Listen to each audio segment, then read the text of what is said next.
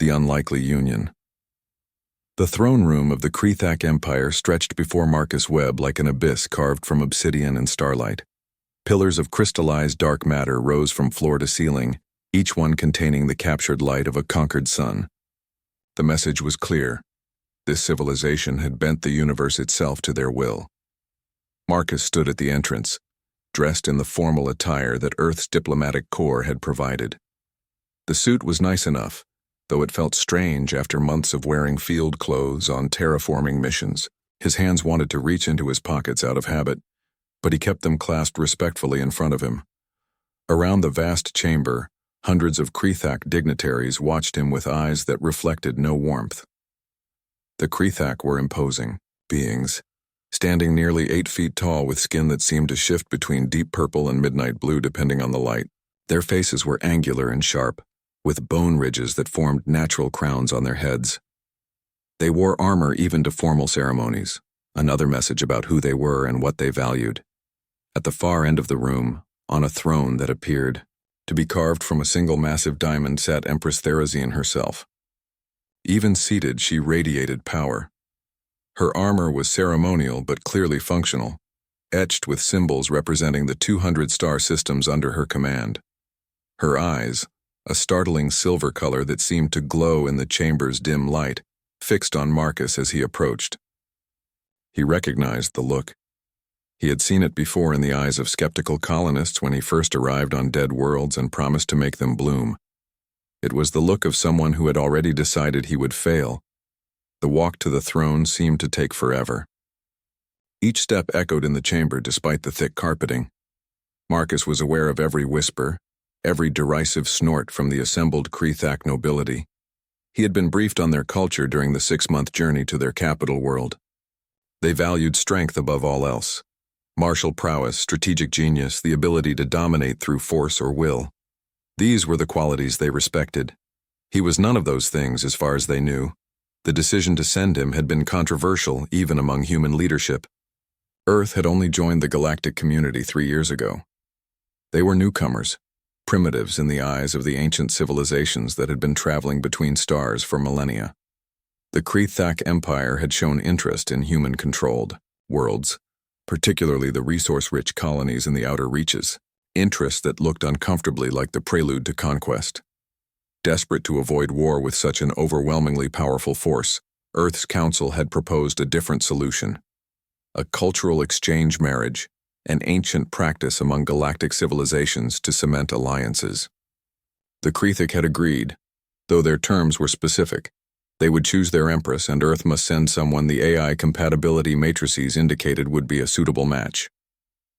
When the results came back identifying Marcus Webb, a botanist who spent most of his time elbow-deep in alien soil, the confusion had been universal. Marcus reached the prescribed distance from the throne and performed the bow he had been taught. Low and respectful, but not subservient. The Krethak respected strength, but they also had complex rules about hierarchy and honor. He straightened and met Therazine's eyes. For a moment they simply stared at each other. Her expression was unreadable, carved from the same stone as her throne. Then she spoke, her voice carrying through the chamber without amplification. "This is Earth's champion?" The words were translated instantly by the neural implant all galactic citizens received. But the contempt needed no translation. "This is who they send to join with the Empress of the Krethak?" Marcus said nothing. The protocol was clear. He should not speak unless directly questioned. But he held her gaze, letting her see that he was neither afraid nor ashamed. He was simply himself. That seemed to frustrate her more than any words could have. "Your civilization stands on the brink of either glory or annihilation," Therazine continued, rising from her throne. She was even more impressive standing. "We offer alliance, protection, integration into the galactic order, and you send us a man who tends to plants." A ripple of laughter went through the assembled crowd. Marcus noticed one figure in particular laughing louder than the others. A massive Krethak warrior whose armor bore the insignia of a high general. Later he would learn this was General Vakthor, the Empire's military commander and Therazine's most trusted advisor. The general's expression made it clear what he thought of this arrangement. The compatibility matrices indicated we would be well matched, Your Radiance, Marcus said quietly. I trust in their wisdom. The matrices. Therazine's laugh was bitter. The matrices measure psychological compatibility, emotional resonance, the potential for partnership. What use are such things when my consort cannot even defend my honor against insult? She descended from her throne, each step deliberate. When she stood before him, the height difference was stark. She towered over him and her eyes blazed with barely contained fury. Tell me, Marcus Webb of Earth, what possible value do you bring to this union? What strength do you offer an empire, built on conquest and power? Marcus thought about the question carefully before answering. He could have mentioned his 3 doctorates, his revolutionary work in xenobotany, the 17 dead worlds he had brought back to life. He could have talked about the awards, the recognition, the way entire colonies existed because of his knowledge. But he sensed that none of that would matter here. So instead, he told the truth. I offer the strength of patience, Your Radiance, the strength of watching a seed grow in soil where nothing should live, the strength of finding life where others see only death. He paused. And I offer the strength of believing that peace might be more valuable than conquest. The chamber went silent. For a long moment, Therazine simply stared at him. Then she turned away. Poetic nonsense, she said. But the treaty is signed, and I am bound by my word.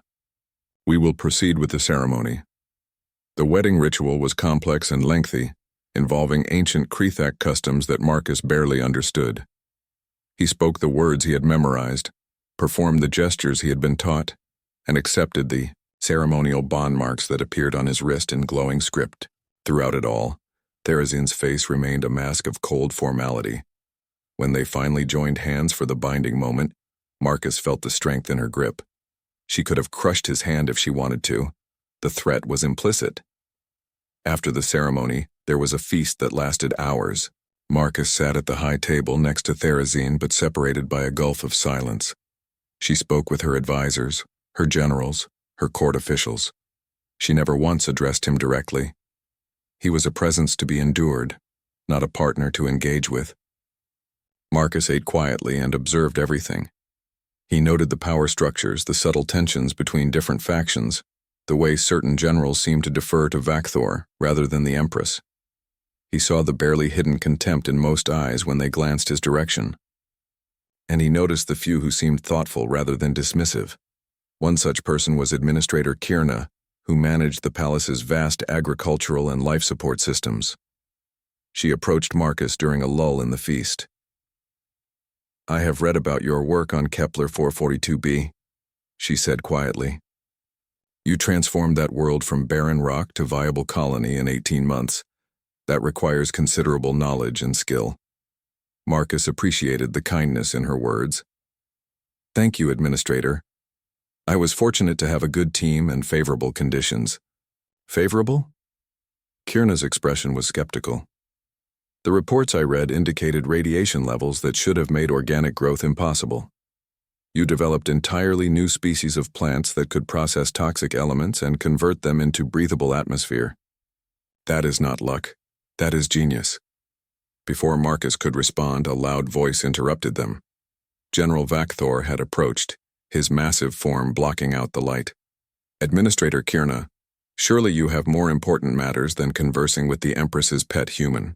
The word pet was delivered with particular venom.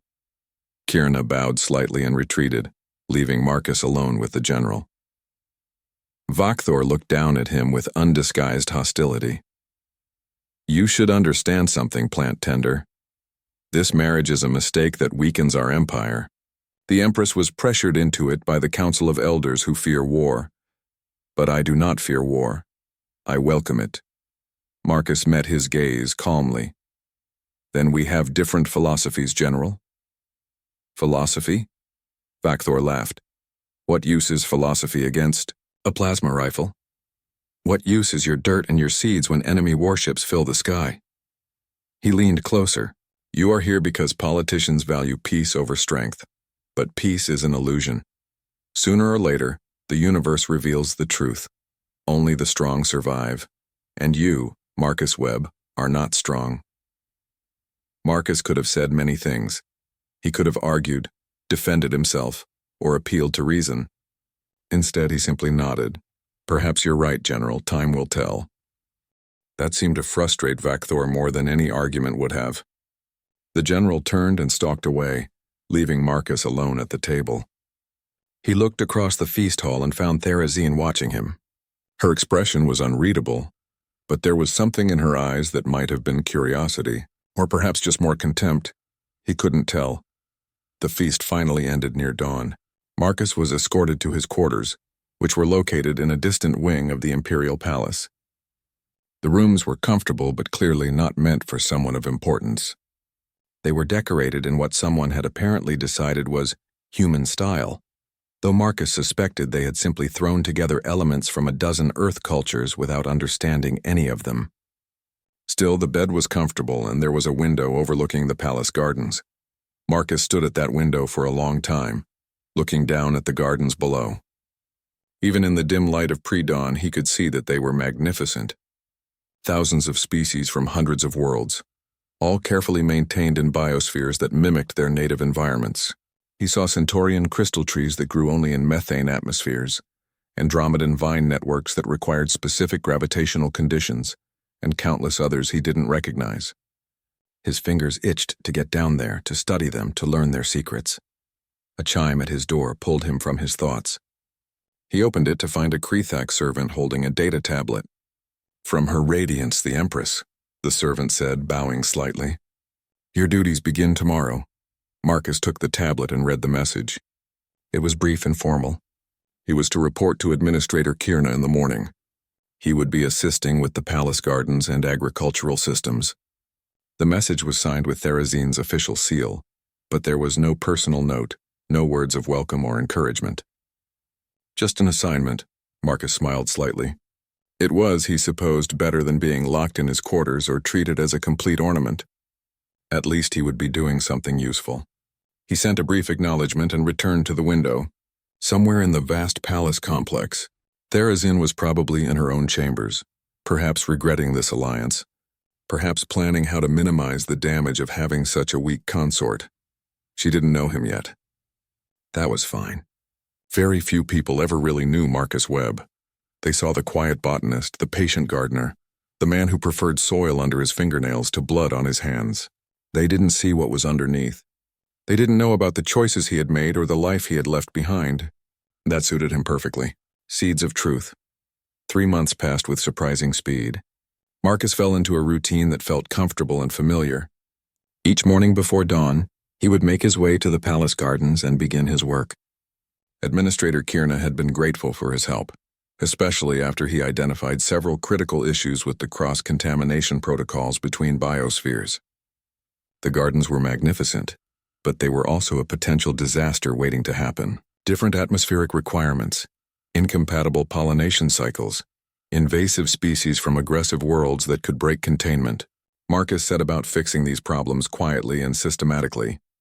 The Krethak staff initially treated him with the same contempt most of the palace showed.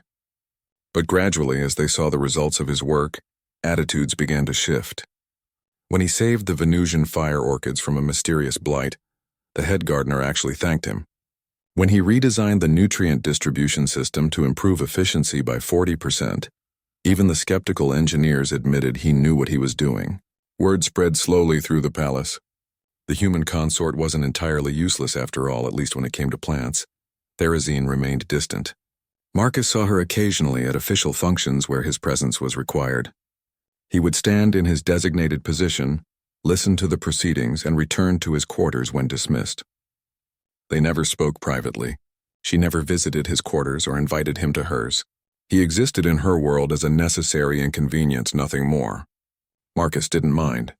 He had known what he was signing up for. Building peace took time, and sometimes it required sacrifice. What he did mind were the increasing signs of tension throughout the empire. Marcus might have been treated as insignificant, but that meant people often spoke freely around him. He heard the generals discussing border incursions from the Zaloth Collective, an aggressive civilization that had been testing Krethak defenses. He heard the administrators worry about resource shortages in the outer colonies. Most worryingly, he heard whispers about General Vacthor meeting with certain members of the military council in private. Marcus had seen this pattern before. The signs of a brewing coup were universal across civilizations: secret meetings, shifting loyalties, the gathering of military assets under questionable pretenses. He considered saying something, but to whom? He had no credibility with Therazine, and approaching any officials would likely be dismissed or, worse, seen as an attempt to undermine the Empire, so he watched and waited. The situation broke open on a morning that started like any other. Marcus was in the gardens, working on a particularly challenging problem involving a species of bioluminescent fungi that was refusing to propagate properly. Administrator Kirina found him elbow-deep in soil as usual, but her expression was grave. "Marcus, you need to come to the medical wing immediately," she said. "There's been an outbreak." The medical wing was chaos. Doctors and nurses rushed between rooms where patients lay in isolation chambers. Marcus followed Kirina to a central monitoring station, where medical scans were displayed across multiple screens. What he saw made his blood run cold. A plague was spreading through 3 outer colonies. The symptoms were horrifying: rapid tissue degeneration, neurological breakdown, complete system failure within 72 hours. The mortality rate was 98%. "We don't understand it," the chief medical officer explained. "It appeared simultaneously on 3 worlds separated by light years. Nothing we do slows its progression. It's not responding to any known treatments." Marcus studied the scans carefully. Something about the pathogen's structure seemed familiar. He pulled up molecular analyses and compared them to databases in his personal files. Then he saw it. "This isn't natural," he said quietly. "This is engineered. A biological weapon." The medical team looked at him with surprise. "How would you know that?" the chief officer asked. "Because I've seen it before. Or rather, I've seen its precursor." Marcus pulled up classified files from his personal archive, files he had hoped never to access again. 15 years ago, humanity fought a border war with the Zeloth Collective. They used early versions of this kind of bioweapon against our colonies. We developed countermeasures, but they're not in any public database. The room went silent. Kirina stared at him. "You fought in the border wars? I thought you were a botanist." "I am," Marcus said simply. "But before that, I was other things." He turned back to the scans. "The Zeloth must have refined their weapon. This is much more sophisticated than what they used against us. But the underlying structure is the same. I might be able to develop a treatment, but I'll need full access to your medical databases and botanical resources." "Granted," came a voice from the doorway. Marcus turned to see Therazine standing there with General Vacthor beside her. She looked exhausted, her armor dusty as if she'd just arrived from somewhere. "Whatever you need. If you can save those colonies, you'll have it." It was the first time she had spoken directly to him in months. Marcus nodded. "I'll do everything I can, Your Radiance." He worked for the next 48 hours without sleep. The solution wasn't simple. The Zeloth weapon targeted specific genetic markers common to Krethak physiology.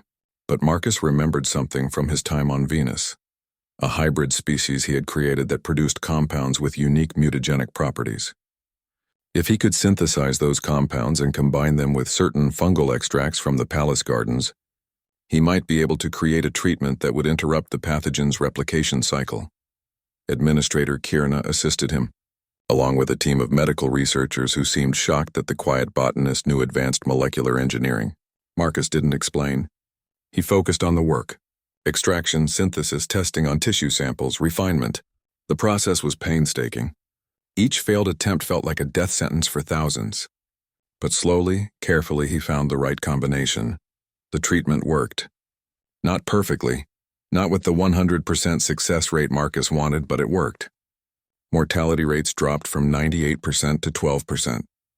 The plague was stopped. Ships carrying the treatment raced to the affected colonies, and within a week, the crisis was over. Billions of lives had been saved. Marcus was in the gardens, finally catching up on sleep in a quiet corner behind the Andromedan vines, when Therazine found him. He woke to find her standing over him, still in her armor, her expression unreadable. He stood quickly and bowed. "Your Radiance." "I apologize, I didn't mean to." "Sit," she commanded. Marcus sat. She remained standing, looking down at him with those silver eyes. I have been speaking with Admiral Kierna and reviewing your files more thoroughly. The full files, not just what Earth's diplomatic corps provided. Marcus Webb, botanist and terraforming specialist, but also Colonel Marcus Webb, Strategic Operations Command, Earth Combined Forces, survivor of the Battle of Proxima, architect of the defense of Titan, the man who held off the Zaloth advance for 3 years against impossible odds. Marcus said nothing. There was nothing to say. She knew now. Therazin continued. You retired from military service 8 years ago with full honors. You could have continued rising through the ranks. You could have become admiral, general, fleet commander. Instead, you chose to study botany and spend your days making dead worlds live again. Why? Marcus was quiet for a moment, gathering his thoughts. Because I saw what war does, Your Radiance. To planets, to people, to civilizations. I saw worlds burned to ash and populations scattered to the stars. And I decided that if I was going to have power, I wanted it to be the power to create rather than destroy. Plants are patient. They don't wage war. They simply grow, adapt, survive. I wanted to learn from them. Therazin sat down beside him, an action so unexpected that Marcus almost startled.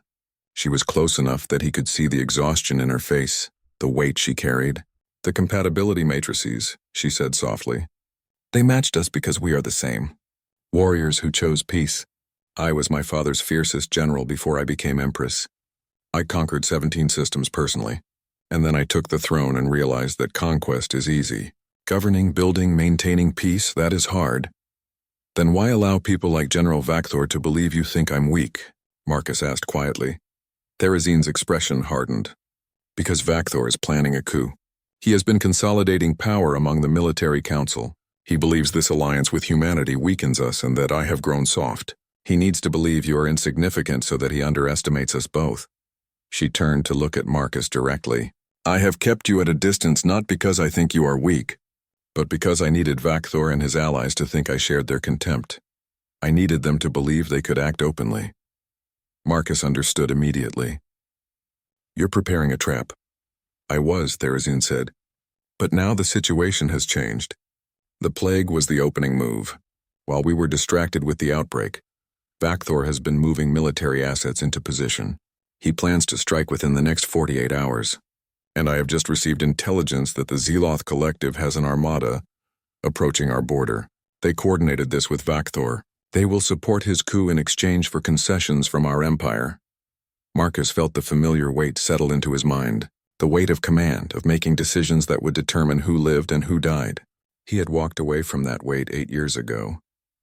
But it seemed it had followed him here. What do you need from me? He asked. What I should have asked 3 months ago, Therazin said.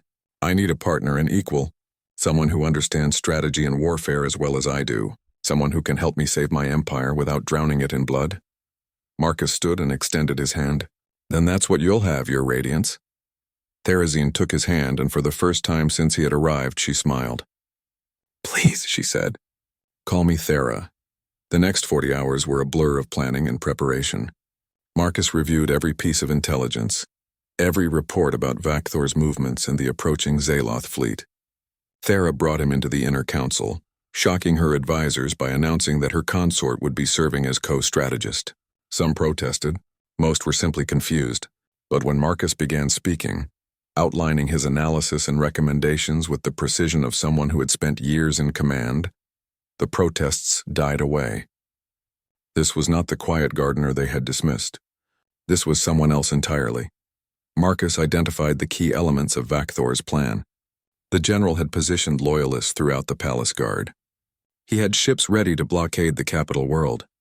He had secured support from enough military council members to claim legitimacy. It was a good plan, well executed. It would probably succeed if they tried to counter it with force alone, so Marcus proposed something different. We don't fight him, he explained to the council. We don't give him the war he wants. Instead, we let him think he's won. We let him make his move, commit his forces, and then we expose him for what he really is, a traitor working with the Empire's enemies. The Garden of War, the coup, began at dawn, just as Marcus had predicted. General Vakthor's forces moved swiftly, securing key positions throughout the capital city. Palace guards loyal to the general blocked access to the throne room. Ships appeared in orbit, their weapons trained on the palace complex. It looked like a textbook military takeover, perfectly executed. What Vakthor didn't know was that Marcus and Thera had spent the previous night evacuating everyone who mattered through the old service tunnels that ran beneath the palace. Marcus watched the coup unfold from a secure command center hidden in the gardens, deep underground in the ancient network of bunkers that dated back to the Empire's founding. Around him, loyal military officers and administrators monitored communications.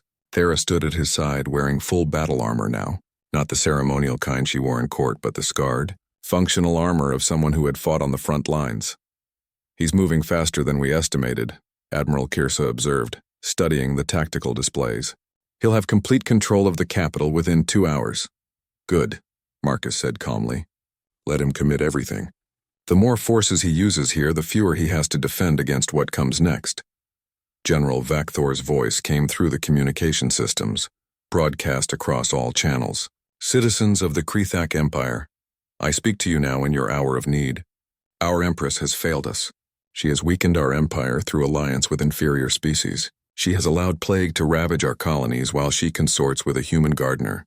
The military council has voted to remove her from power. I claim the throne by right of strength as our ancestors intended." It was a compelling speech, Marcus had to admit. Vakthor knew how to manipulate traditional Krethak values. He was painting himself as the strong leader who would restore the Empire's glory. If the people believed him, if enough of the military followed him, then even exposing his alliance with the Zaloth might not be enough. They had to do more than reveal his treachery. They had to show why Vakthor's way was wrong. "How long until the Zaloth fleet arrives?" Marcus asked. 3 hours, Kirsa replied. "They're approaching at maximum speed. 30 warships, heavy cruiser class. More than enough to overwhelm our border defenses if they coordinate with Vakthor's forces." Marcus pulled up a star chart and began calculating vectors and trajectories. His fingers moved across the holographic display with practiced ease. Years of commanding fleet actions had taught him to see the three-dimensional battlefield clearly. But this time he wasn't thinking like a traditional military commander. He was thinking like a gardener. "The Zaloth fleet will enter the outer rim at these coordinates," he said, highlighting a section of space near the affected colonies. "That's where we stop them. Not with ships. With biology." The officers in the command center exchanged confused glances. Thera, however, was watching Marcus with keen interest. "Explain," she said.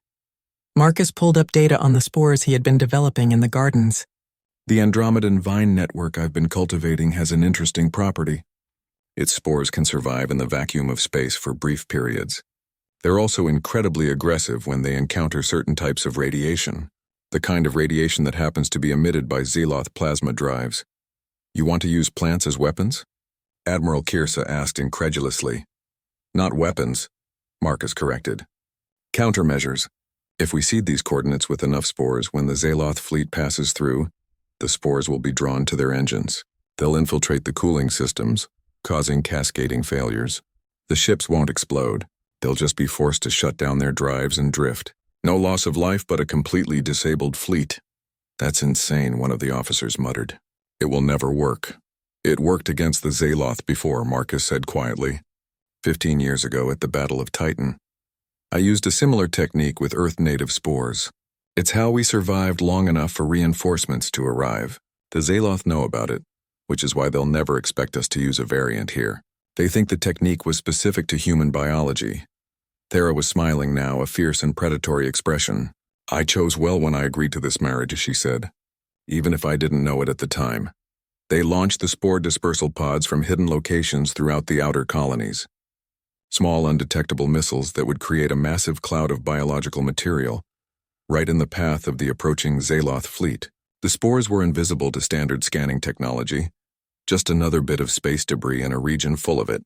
Marcus had timed everything precisely.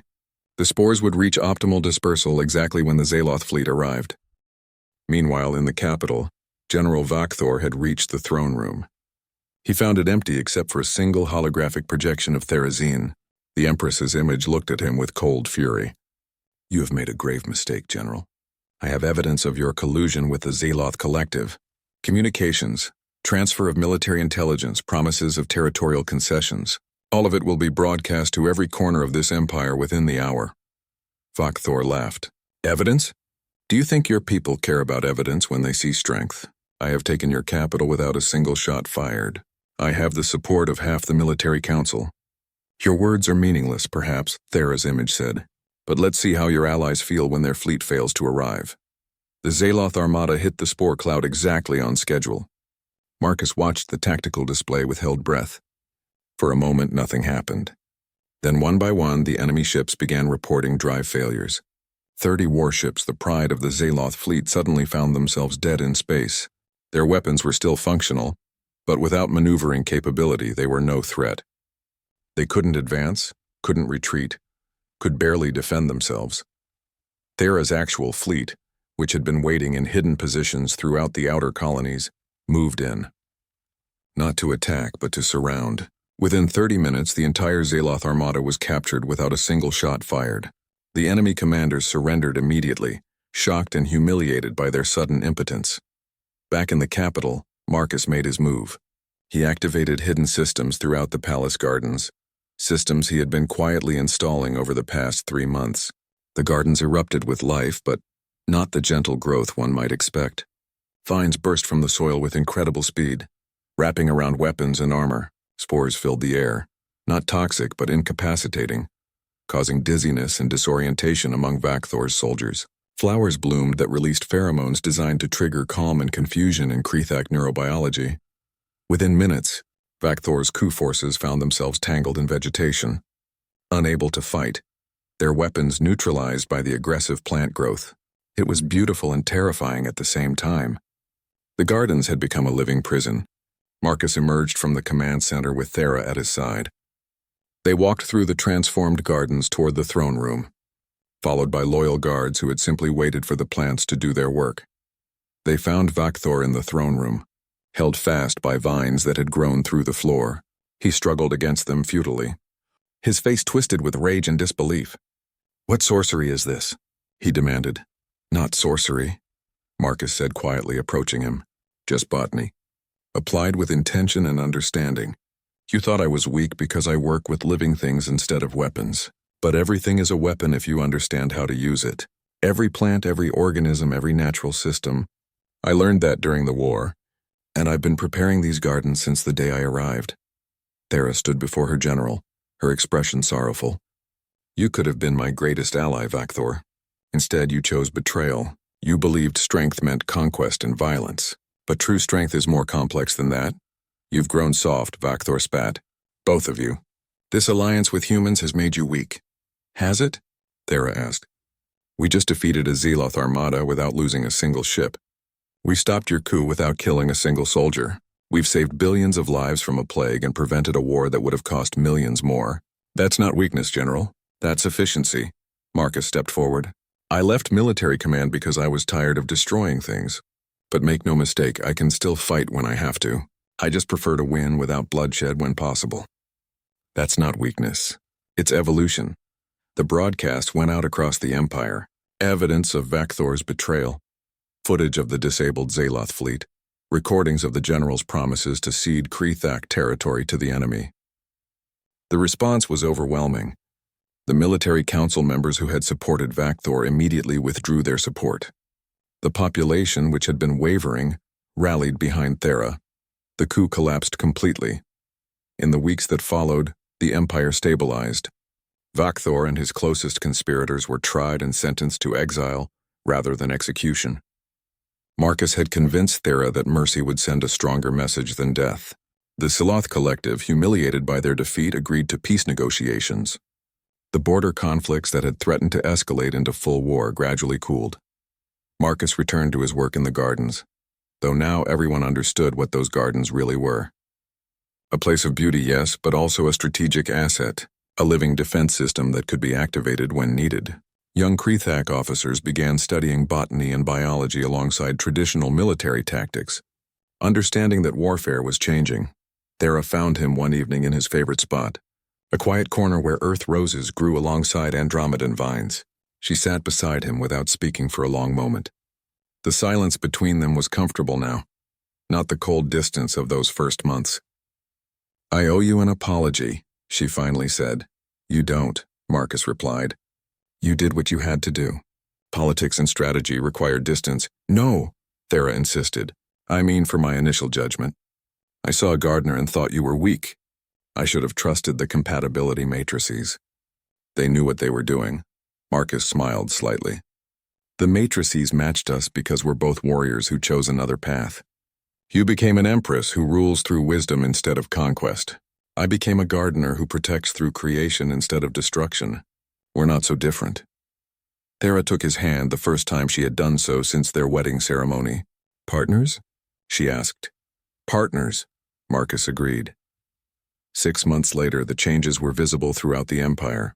Food production had increased by 40% using techniques Marcus introduced. Medical research had advanced significantly by studying the compounds found in various alien plants. Border conflicts had decreased as neighbors saw the Krethak shift from aggressive expansion to mutually beneficial trade. The empire was transforming, not becoming weaker as Vakthor had feared, but becoming more resilient. Marcus stood in the gardens with Thera, looking up at the stars. Somewhere out there, Earth continued its own journey into galactic society. His old comrades from the military probably wondered what had become of him. They might think he had retired to irrelevance, married off to secure a treaty and forgotten. If they could see him now, see what he had built here, they might understand. True strength wasn't about how much force you could bring to bear. It was about knowing when to fight and when to grow. It was about creating systems that could sustain peace instead of just winning wars. Do you ever miss it? Thera asked, sensing his thoughts. The military life. The command. The clarity of combat. Marcus considered the question. Sometimes, he admitted. Combat is simple in its way. Clear objectives, defined enemies, measurable outcomes. But this? He gestured at the gardens, at the palace, at the empire beyond. This is more complex. More challenging. More rewarding. I feel the same, Thera said. I was a good general.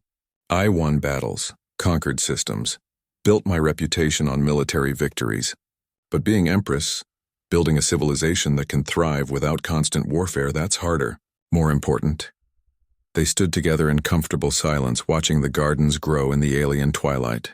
The bond between them had grown slowly, carefully, like the plants Marcus tended. It wasn't the passionate romance of stories, but something deeper and more durable. A partnership built on respect, shared values, and the recognition that they were building something that would outlast them both.